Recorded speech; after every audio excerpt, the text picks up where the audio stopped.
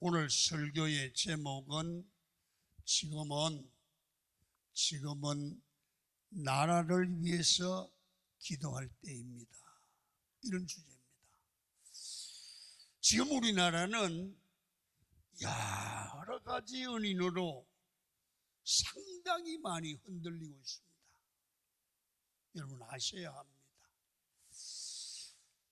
정치 문제가 어렵습니다. 또 하나는 경제입니다. 또 하나는 사회적 문제가 갈등을 일으키고 있습니다.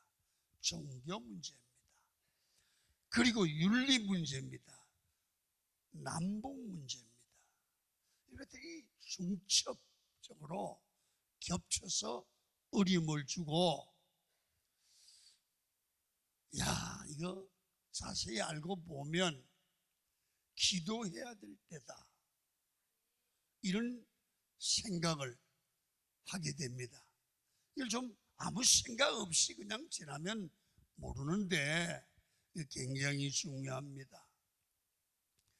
그 중에 가장 심각한 문제는 우리 국회에서 차별금지법 제정이 진행되고 있고, 기독교에서는 이게 너무 심각하다. 그래서 전국 개신교회는 교단을 초월해서 이 법이 악법이다, 그래서 이 악법 제정을 막는 집회를 오늘 종교개혁 주일인 오늘 오후 2시부터 서울시청 앞으로 다 모여라. 그래서 부산에서도 버스를, 어떤 교회는 수십 대를 동원해서 서울로 오전 예배 일찍 드리고 올라오고, 강주에서도 대전에서도 올라옵니다. 그래서 200만 명이 서울시청 앞으로부터 전 지역에 모인다. 그래서 우리 교회도, 우리 교단도, 우리가 속해 있는 교회도 교단적으로 전국 교회가 다 모여라, 이런 명령이 떨어지고, 우리 교회도 이 일에 동참하기 위해서 우리 인쇄를 하고 도안을 해서 여러분에게 나눠줬습니다. 여러분 바쁘시더라도 오늘 나라를 걱정하고 우리 가정을 살리기 위해서 여기에 동참해서 함께 기도하고 목소리를 내야 될 줄로 믿습니다. 여러분, 왜 차별금지법에 문제점이 있는지 우리 그걸 아셔야 됩니다. 여러분, 차별금지법에는 두 가지가 있습니다. 첫 번째는 개별적 차별금지법인데요, 여러분이 인종차별하면 안 된다 이거죠. 맞죠? 그리고 남녀 성차별하면 안 된다는 거죠. 여성을 차별해서 비하한다든지 이건 안 된다는 거죠. 장애인을 차별을 해서도 안 된다는 거죠. 이걸 금하는 법으로 당연히 필요한 겁니다. 그러나 문제는 포괄적 차별금지법입니다. 이 법이 통과되면 안 됩니다. 이 법은 추상적이고 강범위한 것인데, 이런 차별을 금하면 안 된다고 법으로 제도화시키 놓으면 그 후유증이 엄청나다는 거예요. 우리는 생각 없이 그냥 지나지만 오늘 잘 들으셔야 됩니다. 여러분, 이 법을 제정하게 되고 공포되면 이 법의 취지가 우리 생활 속에 이 영향을 미치게 되는데, 이런 겁니다. 생물학적 남자와 여자의 성구별을 없앤다는 거예요.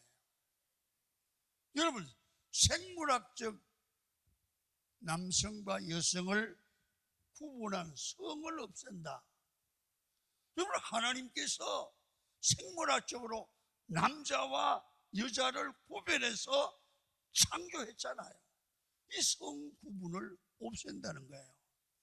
그래서 사회학적인 성 개념으로 바꿔야 된다. 이게 마귀의 음모가 여기에 포함되어 있는 겁니다.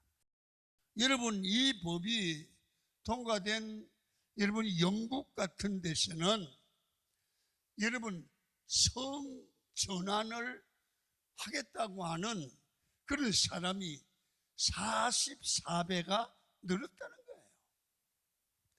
그러니까 여러분, 우리가 이런 생각을 하면 끔찍한 일들이 이 지구촌에서 벌어지고 있다는 사실을 여러분들은 기억하시기를 축원합니다. 자, 학교에서는 성교육을 하잖아요. 애들에게. 얘들아, 동성애자들이 이렇게 같은 남자끼리 여자끼리 성관계를 하면 에이즈 감염을 받게 된다. 감염 우려가 있다. 그래서 비위생적이라 교육을 하면 차별금지법에 걸려요. 그래서 그 교육도 안 되는 거죠. 어떻게 생각하세요? 여러분, 그렇기 때문에 차별금지법은 하나님의 남자와 여자를 창조하신 창조 질서를 무너뜨리는 법이에요. 교회를 넘어지게 하고 가정이 무너지게 하는 악법 중에 악법입니다. 자라나는 어린 자녀들에게 너무나 끔찍한 법이기 때문에 결혼이 제대로 되겠습니까? 가정이 바로 형성이 되겠습니까? 이 가정 질서가 세워지겠습니까? 그래서 우리 성도들은 반대의 목소리를 내야 할 줄로 믿습니다. 진보와 보수를 초월해서 이 법만은 막아야 가정이 삽니다. 교회가 사는 겁니다. 여러분이 이런 부작용을 알고 묵인하고 침묵하시겠습니까?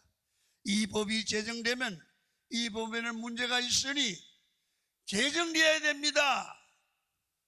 그렇게 말을 하면 그 말한 것이 차별이기 때문에 처벌받는 대상이 되므로 그 말도 하면 안 되는 겁니다. 여러분, 양성자이든 동성자이든 자유하고 존중되어야 하지만 이것을 법으로 정하여 누군가를 규제하고 강제적으로 통제하면 역차별이 되어서 표현의 자유를 구속하는 문제가 생기므로 이 법의 제정이 되면 안 돼요. 그래서 우리는 바쁘시기도 하지만 이런 법을 반대하기 위해서 전 교인이 일어나야 될 줄로 믿습니다. 아멘. 가셔야 돼요. 여러분, 미래와 아이들의 장래 문제, 청소년들의 문제, 가정의 문제를 깊이 생각해 보세요. 그러면 이 법은 절대로 제정되면 안 됩니다. 반대해야 됩니다. 교회를 살리고 가정을 살리고 아이들의 장래가 건강한 가정으로 자라기 위해서는 그냥 있을 문제가 아니라는 거예요. 이런 오늘 본문에 느헤미야는 능력 있고 신뢰받는 당시의 지도자였습니다. 느헤미야처럼 하나님이 쓰시는 지도자는 어려운 나라를 건져내는 겁니다. 느헤미야는 포로로 잡혀간 나라에서 중요한 지위에 올랐던 것을 볼 때 특별한 실력을 가진 사람이고 백성에게 희망을 주는 메시지를 던졌습니다. 여러분, 당시 느헤미야는 왕의 술 맡은 간원이었고 문제가 생기면 기도했던 기도의 사람이고요, 문제 해결을 위해 철저히 계획을 세우고 집행하는 사람이었습니다. 반대자들의 위협에도 굴하지 않고 기도하면서 백성들에게 죄를 회개하고 나라를 바로 세우고 의식을 바로 갖게 하고 절망하지 말고 하나님을 바라보게 했습니다. 본문에 보면 느헤미야 형제 하나니야와 두어 사람이 예루살렘을 다녀와서 그곳 사정을 소상히 알려줬습니다. 조국의 동포들이 환난과 능욕을 당하고 예루살렘 성은 해파되고 성문은 불타버렸습니다. 큰일 났다는 거예요.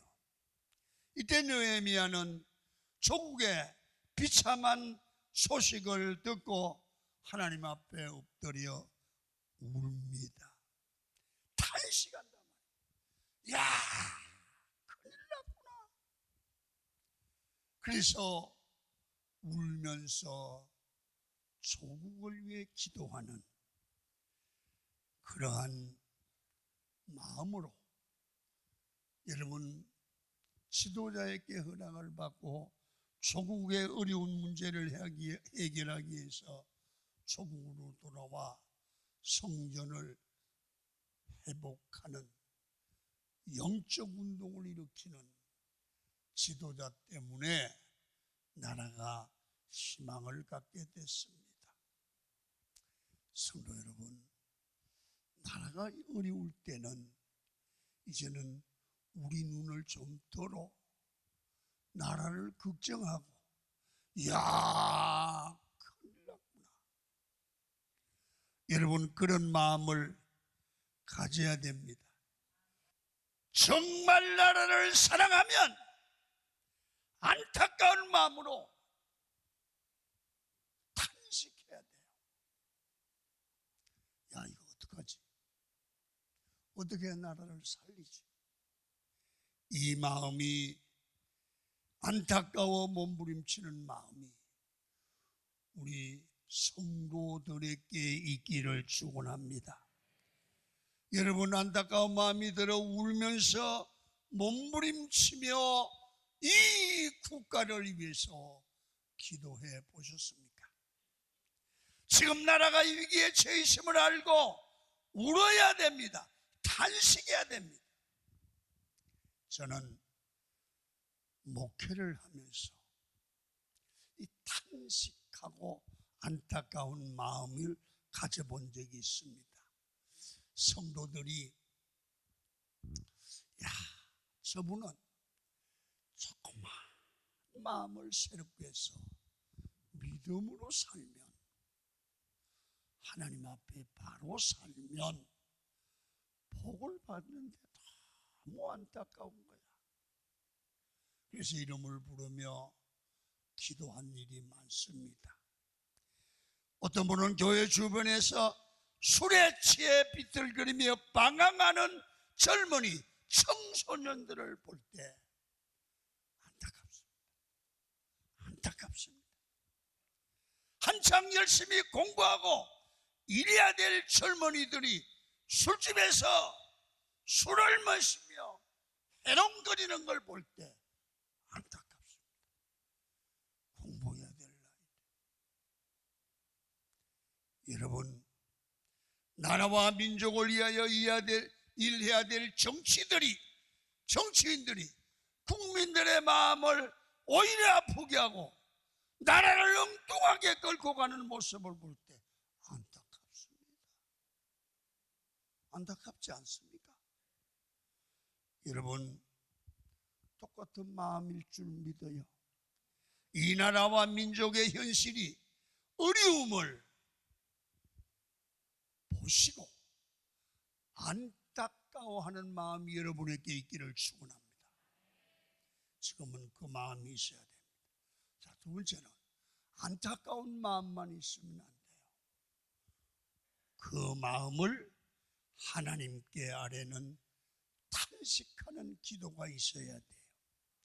느헤미야는 조국의 안타까운 소식을 듣고 너무 안타까워 금식하며 기도했습니다. 금식하며. 여러분, 나라가 어려울 때 나라를 위해서 울어보고 금식하고 기도해 보셨습니까? 모두를 남을 비판하고 욕하고 수건대는 일은 할 수 있지만 정말로 나라를 위해서 울며 한숨 쉬며 기도할 필요가 우리 교인들에게 있지 않겠습니까? 여러분, 한국 남자들이 만나면 재미있게 얘기하는 주제가 있대지요. 정치 얘기입니다. 그리고 군대 갔다 온 얘기입니다. 여러분, 부대 가서 얘기를 해보면 다 부자 아들이에요. 전부 뻥이에요. 그리고 뭔 얘기 다 합니다. 거의 뻥입니다. 근데 군대 얘기는 재미있습니다. 나는요, 군대 갔다 온 지가 50년이 넘었어요. 지금도 군대 꿈을 꾼다니까. 그게 얼마나 이 머리에 많이 남아있는 거예요. 그리고 남의 흉보는 게 재미가 있대요.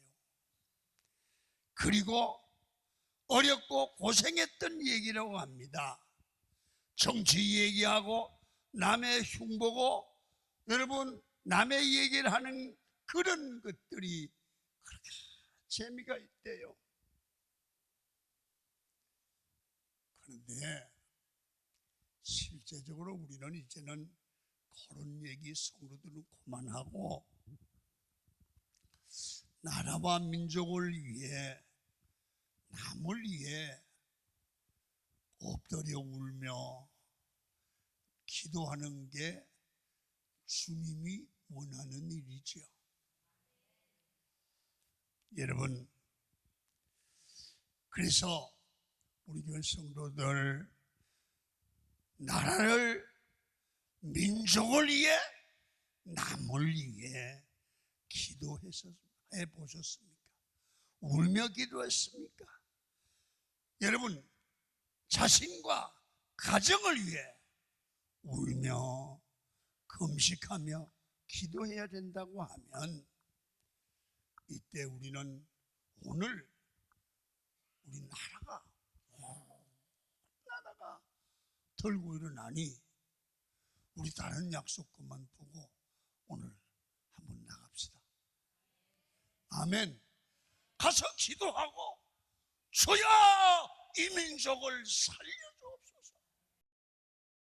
두 번째는 일상에서 내가 하는 일에 최선을 다하는 게 애국이요.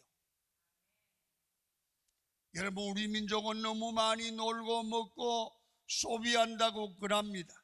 여러분이 지금 하시는 일에 최선을 다하고 있습니까? 가정에서 부모로 최선을 다하고 자녀로 최선을 다하고 형제로서 최선을 다하는 겁니다. 직장에서 맡기는 진 일에 다하는 겁니다. 국가에 대하여 의무를 가진 백성으로서 자기 할 일을 다하는 겁니다. 교회에서도 성도로서 해야 될 일을 다하는 겁니다. 내가 하는 일에 얼마나 최선을 다하며 사시는지요. 하나님의 앞에 설 때 잘했다고 칭찬받는 종들이 되기를 원합니다. 마지막으로 자기 나라를 아끼고 귀히 여기고 사랑해야 됩니다. 하나님 마음에 합한 삶을 살고 사람들에게 인정하고 나라의 애국자로 살 수 있는 방법이 뭘까요? 하나님께도 칭찬받고 사람에게도 칭찬받는 삶입니다. 항상 네 앞에 삶에서 무엇이든 아끼고 귀히 여기며 살아야 됩니다. 여러분, 항상 사람을 아끼고 귀히 여기면 이게 애국이 됩니다. 여러분, 자신을 소중히 여기세요. 나를 천히 여기지 마세요. 그리고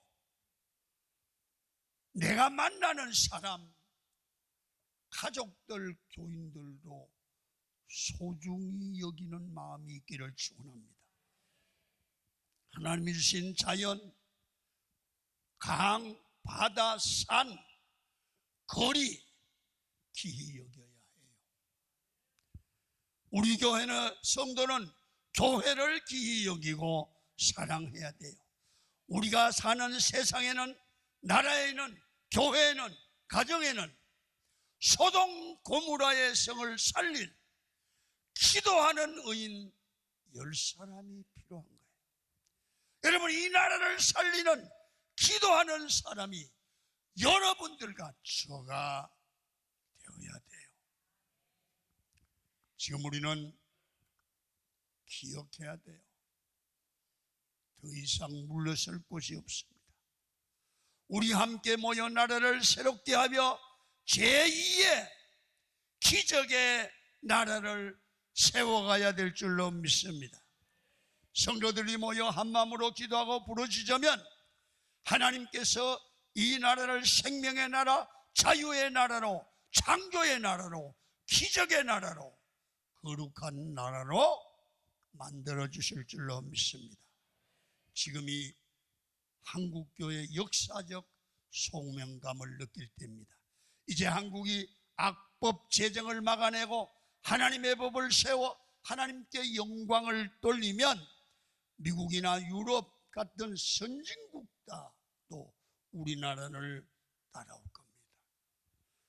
그리하면 전 세계는 거룩한 복음이 승리하는 역사가 나타나지요.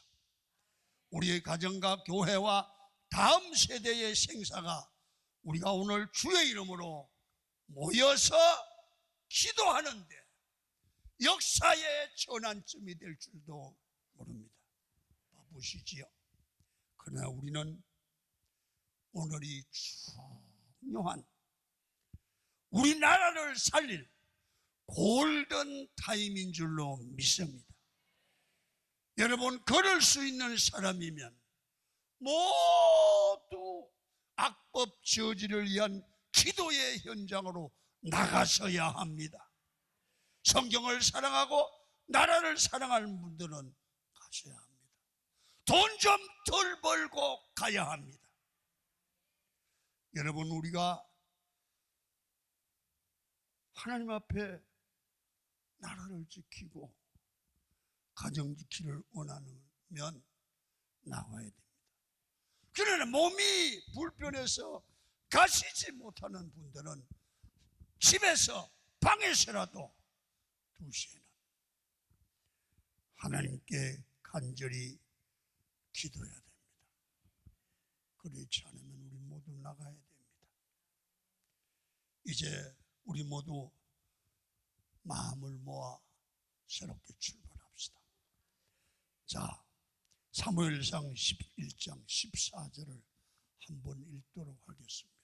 비춰줄 수 있습니까? 엠프시를 아주 포기해 뿌리구나. 보겠습니다. 사무엘이 백성에게 이르되 오라, 우리가 길갈로 가서 나라를 새롭게 하자. 자, 있습니다. 나왔습니다. 시작. 사무엘이 백성에게 이르되 오라, 우리가 길갈로 가서 나라를 새롭게 하자. 이 말씀을 붙들기를 축원합니다.